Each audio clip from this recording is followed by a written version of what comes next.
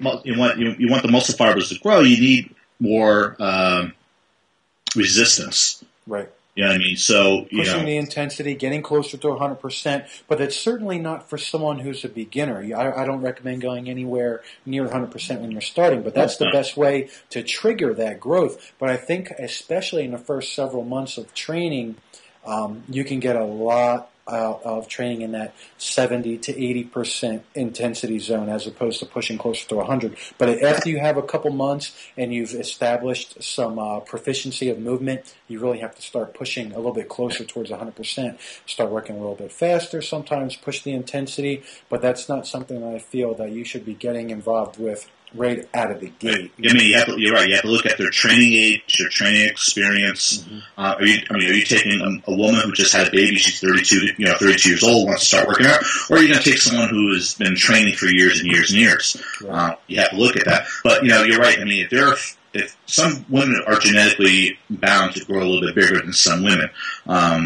I've seen women who have trained and they just bulk up. It's just their genetic makeup. Mm-hmm. So, like you said, if you train between the 70 and 85 1RMs, that is where you see the hypertrophy. So either you go for the full max of 85 and up to do the strength, or you go below 70%, around 60 to 70%. You might want to focus more on that if you're a fear of growing too big, mm-hmm. which is, like I said, is very, very unlikely for a lot of women. You know what I mean? It's just, and you also, you vary the body parts instead of training them all the time. Train, different movements all the time, so it kind of gives the muscles a break from growing. It's all person specific. You know what I mean? Now, something that you brought up, this is something I find very relevant. You said most women are predominantly slow twitch muscle fiber. Now, mm-hmm. something that I have found, and a lot of people I'm sure will agree. A lot of women, if you try and push them towards, after they have some experience, and you try and push them towards a 1 rep max, let's see what you can do, regardless of what it is. Let's say it's a press or a squat or something. It's like, if they can do it once, for example, a man, they find something that they can do once. They got their heaviest weight, their 1 rep max. Now, 95% of that 1 rep max would generally be something they could do for 2 reps, maybe 3 reps. If mm-hmm. you did the mathematics, you brought it down to 90%, it's going to be 3 reps, maybe 4, and it kind of works like that, where 85%, they get about 5 reps or so. Right. But for women, it's like they find, if they can get something for like 2 reps, and they work hard for 2, and if you just push them, you find something, they can get it for like 20.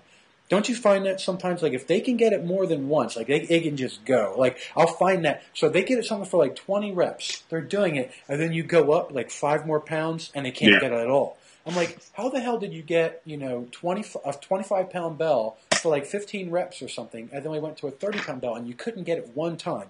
That one little small jump, it's the only difference I have. I don't have a 26-pound bell. I go from 25 to a 30. They did 15 times on one, the next size up. It's none. And it's like, what is going on? But I understand if you do the math, there's a big difference in percentage. A guy that does 95 pounds, he goes up 5 pounds to 100. It's only a 5% increase. But from a 20-pound bell to a 25-pound bell, that's a much bigger percentage. Yeah, I mean, it's a great thing. It's called eccentric loading. I think females will reach their eccentric fatigue sooner than males. Just their makeup. That's what it takes them longer for them to recover. Mm-hmm.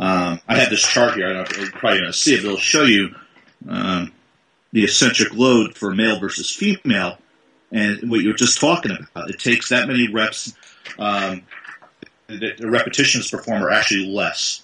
Okay. When you have a higher weight, it's just that they're doing 8%. Males can do maybe 5 more reps than a female could on the same load. I'm not making myself really clear on it, but it's saying that women's their conditioning is a lot different in that approach. You're right. I mean, a male can just handle it a little bit more. I mean, if you're going to take 2 people, male and female, let's say doing 100% 1 RM, a guy can probably just do that with extra loads. You know what I mean? Yeah. Without getting too nerdy with the technical jargon and all that. For me, I just found that guys tend to do once proficiency is found with the movement, guys tend to do really well by pushing the weight, and women tend to do much better by pushing the volume. And so that's been like, as far as I know, what's worked for me, that's been like the main difference. Not so much the exercises. I haven't noticed a whole lot. Obviously, I start with simple movements, and I gradually increase to more complex movements over time. Anyway, yeah, so basically, I've just found that women tend to do much better with the volume, and men tend to do better with pushing the weight. And obviously, depending on what the intent of the cycle is, what we're trying to accomplish, I mean, we'll vary the loads and the volume, throughout. But I'm sorry. No, I just say I found the women tend to do quite a bit better with the volume. And another point that I like to bring up, it's understanding that women is training with them, is that you really have to. It's kind of like maybe a sensitive subject with women when training with men or whatever. It's when they have their premenstrual cycle, you have to be very careful because their premenstrual cycle sets off a hormonal imbalance in terms of it releases a hormone called relaxin. And the hormone is basically what the name means, relax. It relaxes all the joints, the muscles, the cartilage, because it helps deliver the baby. So they actually tend to be a lot less stable physically.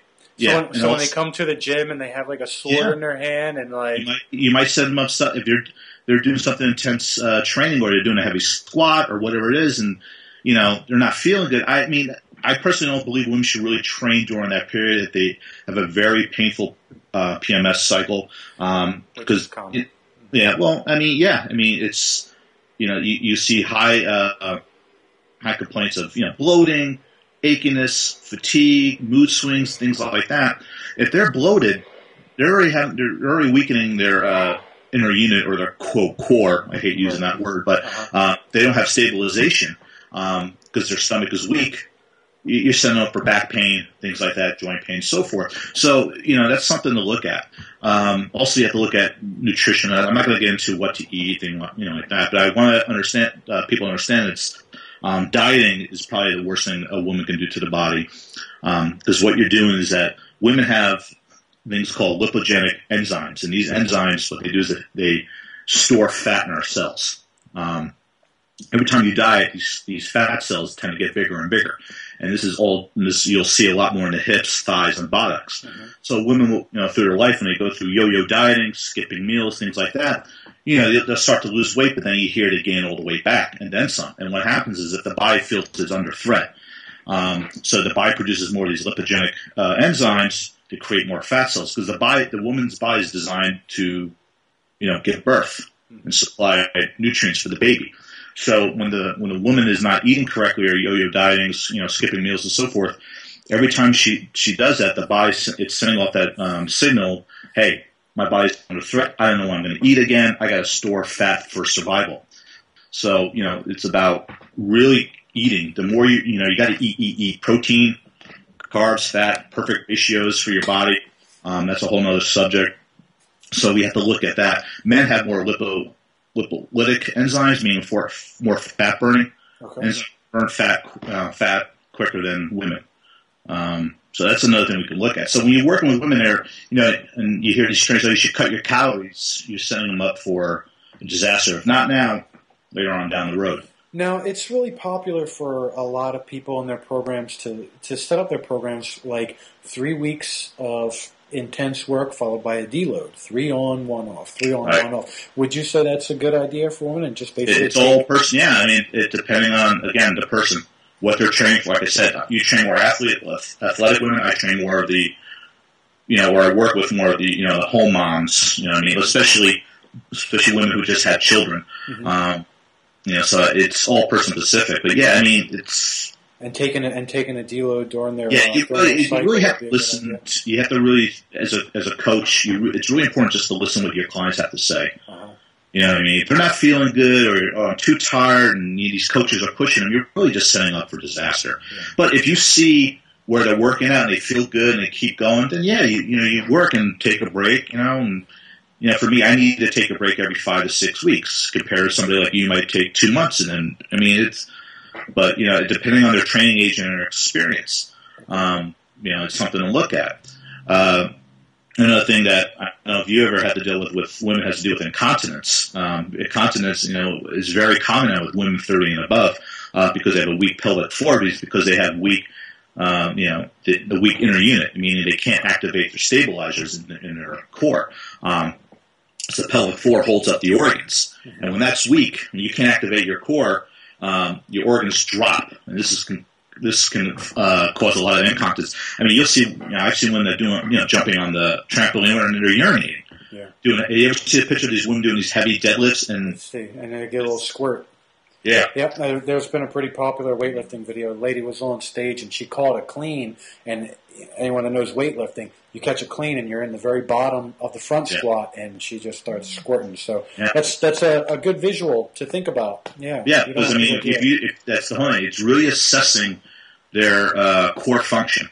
If they can't activate their core muscles while they're training, breathing correctly, and so forth, you're setting up, again, another example of, dysfunction, incontinence, back pain, and so forth. But, women are not really, from my experience, it took a lot of trust for them to open up to me and tell them, what's going on. I mean, I really try to listen as much as I can. I don't really point and give advice and let you do this. I let them talk and listen and see what they have to say. You know what I mean? And all of a sudden things will start coming to you that you may want